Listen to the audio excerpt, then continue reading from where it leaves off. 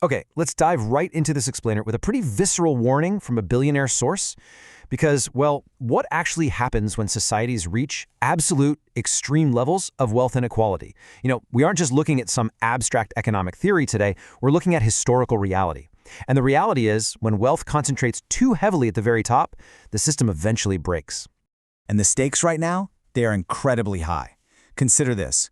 Right now, the top 1% of Americans controls an astonishing 31% of the nation's entire wealth. 31%! To put that into perspective, compare it to the bottom 50%, literally half the population who have to share a meager 2.5%. As our sources point out, we're currently seeing the exact kind of inequality metrics that, historically speaking, precede massive societal upheaval. So, welcome to The Explainer. Today, we're moving past standard economics to uncover the hidden sociological structures that are truly driving modern inequality. We hear about the wealth gap all the time, right?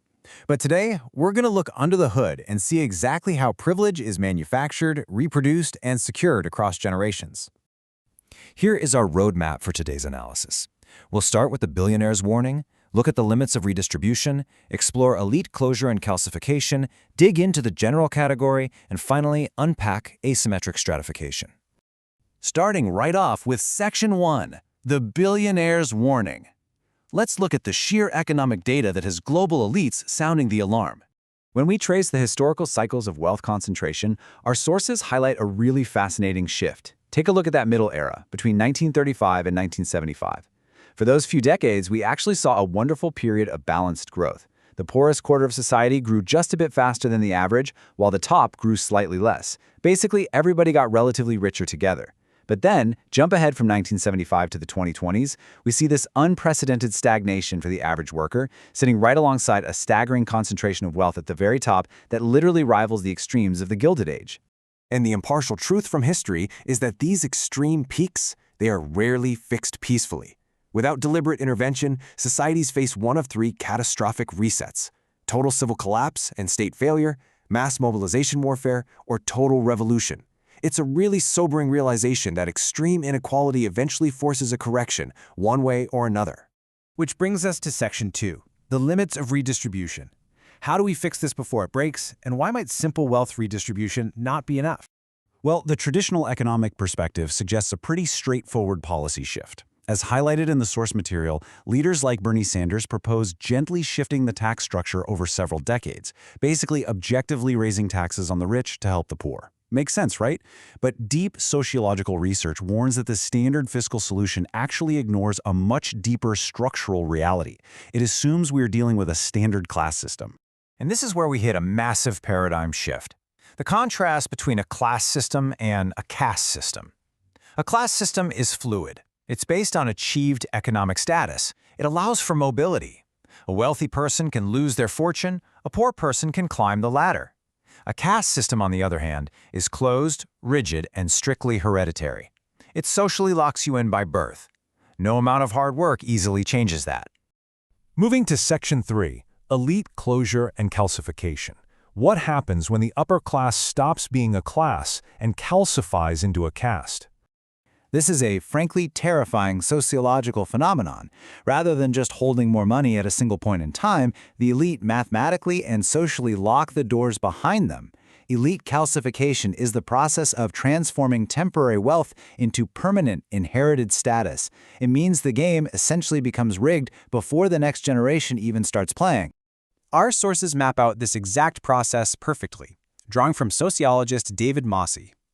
First, historical privilege, or what's called caste capital, like land control and old social networks, is smoothly converted into modern credentials, like prestigious university degrees. Second, these families isolate socially through elite endogamy. They essentially only marry within their strict tier. And third, whenever a field actually becomes democratized and highly competitive, the elites simply disinvest and move their monopolies to entirely new, unregulated frontiers. And this quote from Mossey brilliantly illustrates the absolute illusion of the modern meritocracy. What looks like pure casteless achievement in flashy sectors like tech or venture capital is very often just heavily disguised inherited privilege.